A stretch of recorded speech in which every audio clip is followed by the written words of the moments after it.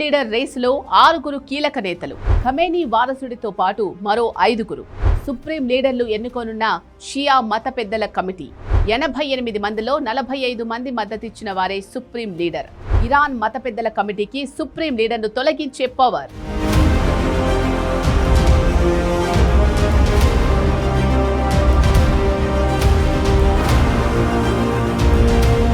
Iran supreme leader Ayatollah Ali Khamenei మరణంతో వారసుడిపై చర్చ జరుగుతోంది. ఖమేనీ కుమారుడికి అవకాశం ఇస్తారా? కుటుంబ వారసత్వాన్ని కొనసాగిస్తారా? లేదంటే కొత్త వాళ్లను నాయకుడిగా నియమిస్తారా? షియా మత పెద్దలు తీసుకునే నిర్ణయం సర్వత్రా ఉత్కంఠగా మారింది.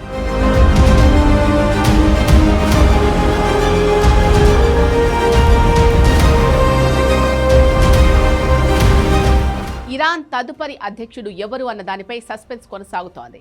అలీ ఖమేనీ మరణంతో కొత్త నాయకుడి నియామక ప్రక్రియ షురూ అయింది. అయితే సుప్రీం లీడర్ రేసులో 5 కీలక నేతలు ఉన్నారు. వీరందరికీ ప్రభుత్వంలో అనుభవం ఉన్నప్పటికీ మత పెద్దల కమిటీ నిర్ణయమే కీలకం కానుంది. అయితే సుప్రీం లీడర్ను ఎంపిక చేయడం ఇరాన్లో అత్యంత క్లిష్టమైన ప్రక్రియ. 88 మంది షియా మత పెద్దలతో కూడిన కమిటీ కొత్త అధ్యక్షుడి నియామకంపై ఏకగ్రీవంగా నిర్ణయం తీసుకోనుంది. సుప్రీం లీడర్ను తొలగించే పవర్స్ కూడా ఈ కమిటీకి ఉంటుంది. సుప్రీం లీడర్కు ఏదైనా జరిగితే వీలైనంత త్వరగా కొత్త సుప్రీం లీడర్ను నియమించాల్సిన బాధ్యత మత పెద్దల కమిటీకి ఉందని ఇరాన్ చట్టాలు చెబుతున్నాయి. మత పెద్దల కమిటీని మజ్లిస్ ఏ ఖోబ్రేగాన్ ఏ రహ్బానీ అని పిలుస్తారు. ఇందులో మత పెద్దలను ప్రత్యక్ష ప్రజా ఓటింగ్ ద్వారా ఎన్నుకుంటారు. ఈ ఎన్నికల్లో గెలిచిన వ్యక్తులు 8 సంవత్సరాల పాటు మత పెద్దల కమిటీ సభ్యులుగా వ్యవహరిస్తారు. ఈ కమిటీలో ఇరాన్ అధ్యక్షుడు, న్యాయ విభాగం అధిపతి, సుప్రీం లీడర్కు సలహాలిచ్చే ఇరాన్ గార్డియన్ కౌన్సిల్లోని ఒక సభ్యుడు భాగంగా ఉంటారు. కొత్త సుప్రీం లీడర్ నియామక ప్రక్రియ పూర్తయ్యే వరకు ఆయన పనులన్నీ చేసేందుకు తాత్కాలికంగా నాయకత్వ మండలిని ఏర్పాటు చేస్తారు.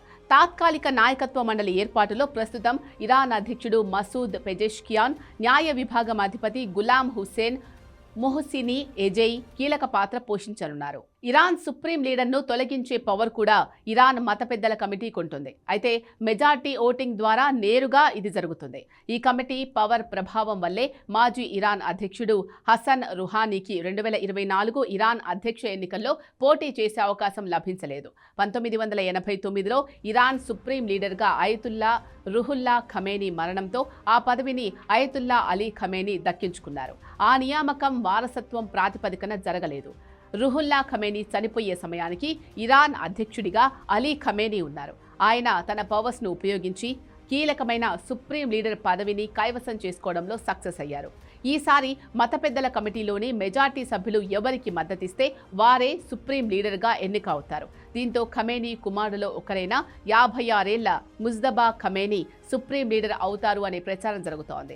ఒకవేళ సుప్రీం లీడర్ పదవిని ఖమేనీ కుమారుడికి ఇస్తే మత పెద్దల కమిటీపై ఇరాన్ ప్రజల్లో ఆగ్రహం పెరగొచ్చు అనే అంచనాలు వెలువడుతున్నాయి. ఖమేనీ కుటుంబ వారసత్వాన్ని రాజకీయాల్లో ప్రోత్సహిస్తే మళ్లీ ఇరాన్లోకి రాచరికాన్ని తెచ్చినట్లు అవుతుందనే వాదనలు వినిపిస్తున్నాయి.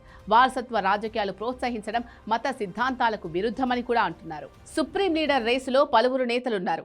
ఖమేనీ కుమారుడి తర్వాత 5 పేర్లు ప్రముఖంగా వినిపిస్తున్నాయి. హజతుల్ ఇస్లాం మొహ్సెన్ కోమీ ఖమేనీకి సన్నిహిత సలహాదారుడు, విశ్వసనీయ వ్యక్తిగా గుర్తింపు సంపాదించారు.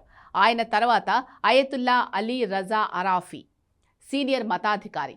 గార్డియన్ కౌన్సిల్, మత పెద్దల కమిటీ రెండింటిలోనూ సభ్యుడిగా ఉన్నారు. ఇరాన్ మత పెద్దల వ్యవస్థకు అరాఫీ నాయకత్వం వహిస్తున్నారు. 3వ నేత అయతుల్లా మొహ్సెన్ అరాఖీ. ఈయన మత పెద్దల కమిటీలో సీనియర్ సభ్యుడిగా ఉన్నారు. ఇక 4వ నేత అయతుల్లా గులాం హుస్సేన్ మొహసేనీ ఏజీ. ప్రస్తుతం ఈయన ఇరాన్ న్యాయ వ్యవస్థ అధిపతిగా వ్యవహరిస్తున్నారు. గతంలో కీలకమైన ప్రభుత్వ పదవులను నిర్వహించారు. పరిపాలనా అనుభవం ఎక్కువగా ఉంది. చివరి పేరుతో అయతుల్లా హషేమ్ హుసేనీ బహరషీ మత పెద్ద హోదాలో పవిత్ర నగరం ఖోమ్లో ప్రతి శుక్రవారం ప్రార్థనలు చేయిస్తారు. మత పెద్దల కమిటీలో సభ్యుడిగా కూడా ఉన్నారు. అయితే షియా మత పెద్దల కమిటీలో 45 మంది ఎవరికి మద్దతిస్తే వారే సుప్రీం లీడర్గా బాధ్యతలు స్వీకరిస్తారు.